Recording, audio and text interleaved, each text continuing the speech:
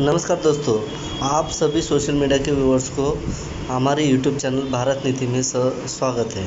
आप सभी लोगों को हमारा नमस्कार।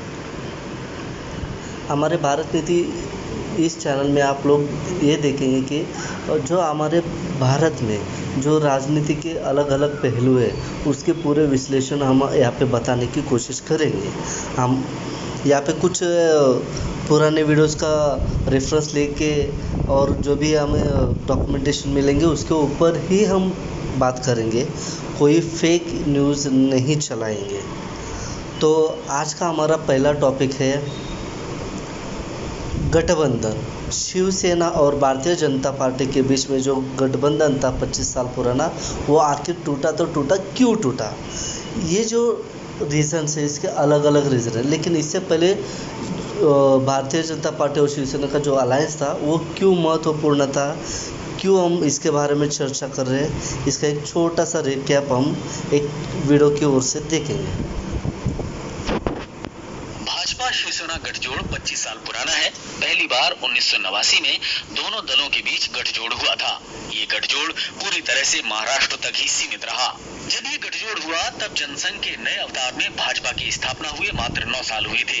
बाला साहेब ठाकरे ने मराठी मानुष का नारा बुलंद करते हुए 1966 में शिवसेना की स्थापना की थी।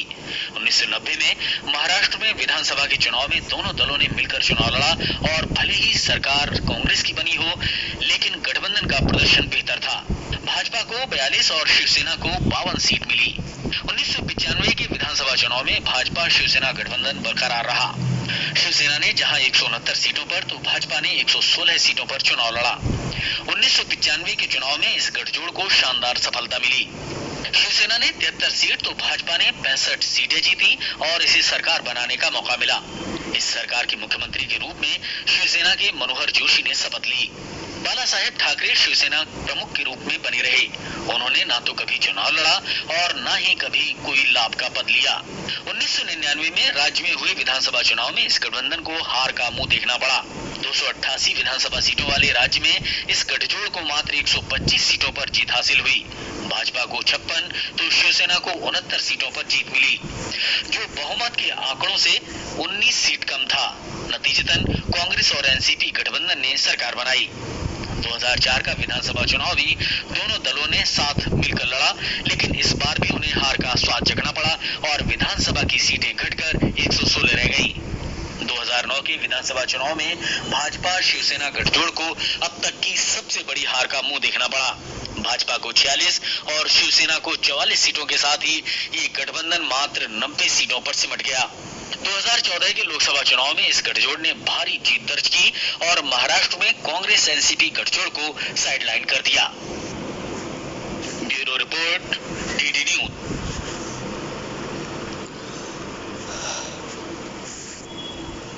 देखा आप लोगों ने, जैसे 2014 में इलेक्शन फिर शुरुआत हुई, उससे पहले क्या हुआ? 2014 में इलेक्शन होने से पहले क्या हुआ, किस वजह से दोनों के बीच तकरार यानी एक छोटा सा दरार निर्माण हुआ, तो वो उसका वजह क्या है उसका भी आपको एक छोटा सा रिकैप हम दिखाएंगे। लेकिन इससे पहले हम थोड़ा सी एक कहानी आपको बताना चाहते हैं। 2014 से पहले राज ठाकरे जी को अचानक गुजरात का दौरा याद आता है और वो गुजरात पे चले जाते हैं, मोदी जी का गुणगान गाते हैं। फिर उसके बाद नितिन जी गडकरी चोरी चुपके राज ठाकरे जी से मिलते हैं। तो यहाँ पे शिवसेना को वो थोड़ी सी उनको नाराज़गी का वजह मिला। ये जो वजह है, यही वजह बहुत बेहद इम्पोर्टेंट है, क्योंकि कुछ लोग ये चाहते थे कि शिवसेना से उनका गठबंधन ना हो, लेकिन उस वक्त गोपीनाथ जी मुंडे जो बहुत ही पुराने भारतीय जनता पार्टी के, उनकी वजह से भारतीय जनता पार्टी और शिवसेना का गठबंधन हमेशा बरकरार था। गोपीनाथ जी मुंडे और प्रमोद महाजन ये दोनों अहम भूमिका निभाया था। लेकिन 2014 में ना ही प्रमोद जी महाजन थे और ना ही बाला साहब जी। इसकी वजह से भारतीय जनता पार्टी ने छोटा सा उनका अपना स्ट्रैटेजी यूज़ किया, लेकिन वो चला नहीं। यांनी मनसे अध्यक्ष राज ठाकरेंच्या चोरी चोरी चुपके चुपके भेटीगाठी घेतल्यानं शिवसेना भाजप युतीचा संसार मोडण्याची चिन्ह होती. मात्र भाजपच्या नेतृत्वानं धावाधाव करून तुर्तास तरी शिवसेना पक्षप्रमुखांची समजूत काढलेली दिसतेय. भाजप आणि मनसे नेत्यांच्या गुप्त समझोत्यांमुळे शिवसेनेत सध्या प्रचंड अस्वस्थता आहे.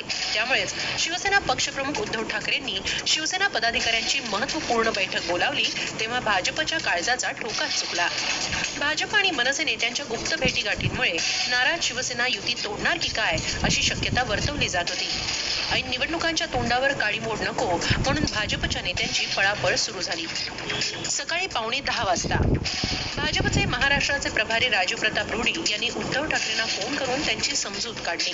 संध्याकाळी आपण स्वतः भेटीसाठी येत आहोत असं त्यांनी सांगितलं. महाराष्ट्र में हमारा समझौता, हमारी युति शिवसेना के साथ है और हमारी आज बातचीत उद्धव जी से हुई जो शिवसेना के प्रमुख हैं. आज शाम की एक बैठक, अनौपचारिक बैठक मेरी उनके साथ मातोश्री में मुंबई में होगी. दुपारी 12:15 वाजता भाजपचे प्रदेशाध्यक्ष देवेंद्र फडणवीस यांनीही धावत पळत मातोश्री गाठली आणि उद्धव ठाकरेंची भेट घेतली.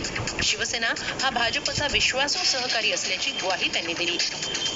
भारतीय जनता पार्टी शिवसेना को अपना सबसे नैसर्गिक और पुराना मित्र मानती है और शिवसेना के साथ ही हम चुनाव लड़ने वाले हैं. जो महायुति हमने जो गठबंधन तैयार किया है, हमारे कार्यकर्ता और नेताओं के मन में भी कोई कंफ्यूजन नहीं है. हम ये मानते हैं और जानते हैं कि इस महायुति के उम्मीदवार चुनकर आएंगे तभी नरेंद्र मोदी जी देश के प्रधानमंत्री बनेंगे. मात्र देख, आपने सुना होगा देवेंद्र जी फडणवीस क्या कह रहे थे. उन्होंने ये कह रहे थे, उनका ये कहना था कि 2014 में हमारी सीटें ज़्यादा आएंगे तो मोदी जी को लाभ होगा उसका. तो सीधा से सवाल है कि यदि आप शिवसेना को आज जो नीचा दिखा रहे हैं, शिवसेना उतनी बुरी थी तो 2014 में क्यों आप उनके साथ थे? ये पहला सवाल. दूसरा सवाल है कि 2014 में आप एमएनएस के साथ कुछ लोग जाना चाहते थे, फिर भी शिवसेना के साथ ही गठबंधन क्यों किया? क्योंकि आपको मालूम था कि 2014 में बाला साहब जी ठाकरे नहीं थे तो उसका सीधा लाभ भारतीय जनता पार्टी को नहीं मिलता, क्योंकि महाराष्ट्र के लोग बहुत ही समझदार थे. तो उनका रुख शिवसेना को बढ़ चला जाएगा, ये आपको साफ साफ दिख रहा था. क्योंकि 25 साल का गठबंधन तोड़ने की भी बात भारतीय जनता पार्टी की ओर से ही शुरुआत की गई थी.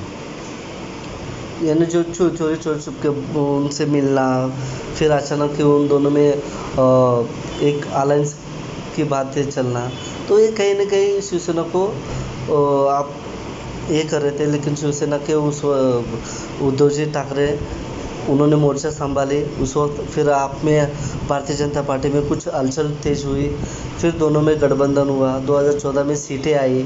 आने के बाद जैसे Modi ji as a prime minister करके शपथ लिया, उस वक्त शिवसेना को नीचा दिखाने का कोई कसर भारतीय जनता पार्टी ने नहीं छोड़ा. इसका एग्जाम्पल देखिए.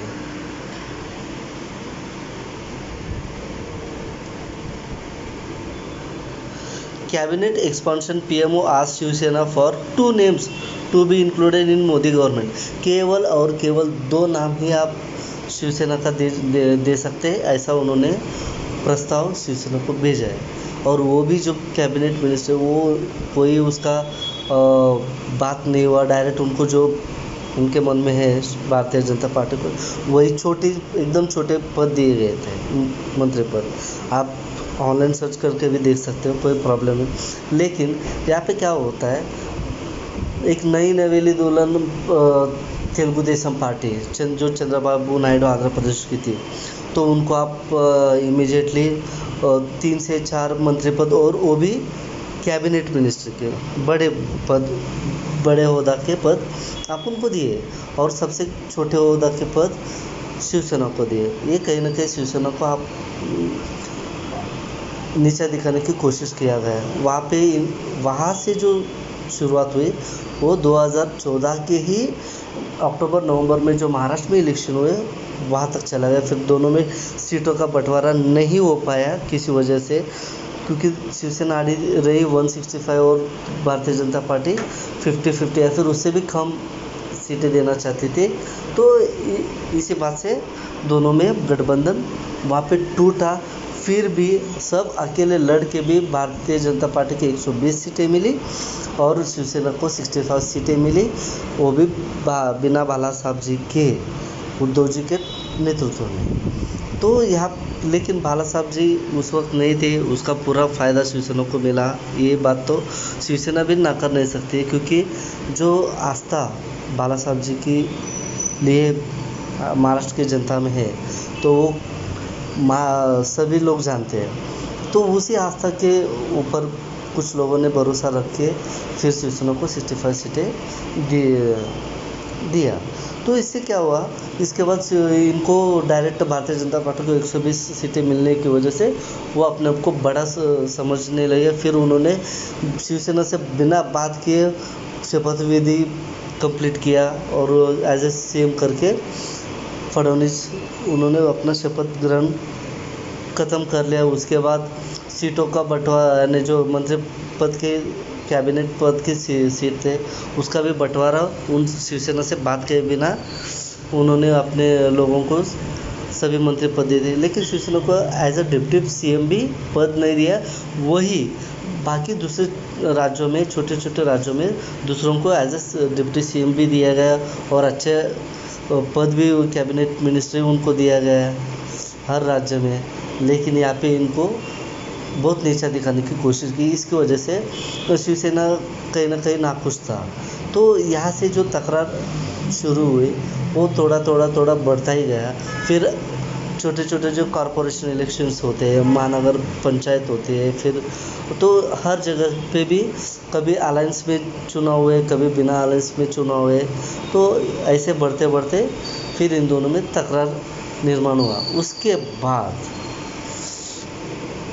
लेकिन उद्धव जी ने एक ही लहजे में उन्होंने कहा था कि हमारा समर्थन भारतीय जनता पार्टी को केंद्र में रहेगा। इसलिए उन्होंने 5 साल कभी भी उनके एक भी नेता को विड्रॉ नहीं किया। ठीक, ये सबसे बड़ी बात थी। लेकिन कहीं ना कहीं भारतीय जनता पार्टी ही मेन वजह है कि यहाँ पे उन्होंने उनको धोखा देने की शुरुआत भारतीय जनता पार्टी ने किया। लेकिन धोखा दिया नहीं दिया, विश्वासघात किसने किया, इसकी कड़ी दूसरे पार्ट में आप देखेंगे। दोस्तों, आपको मेरा वीडियो कैसा लगे आप ज़रूर मुझे कमेंट में दे सकते हैं और मेरा इस वीडियो को प्लीज़ लाइक करिए और शेयर भी करिए।